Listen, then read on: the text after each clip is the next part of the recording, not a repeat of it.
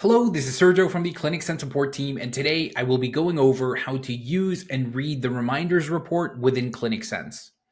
To find the reminders report, you want to click Reports on the top menu and select Reminders from the left-hand side. The reminder report will display a list of clients who have an upcoming appointment but will not be receiving a reminder. They won't receive a reminder because they've selected email reminders, but they don't have an email address within their client file, or if they've selected SMS reminders, but they don't have a mobile phone number on file. If you want to update the client's client file, you can do so directly from the client's page in the top menu. However, in this report, you'll find the date of the next appointment, the name of the client, their home phone number, and their mobile phone number.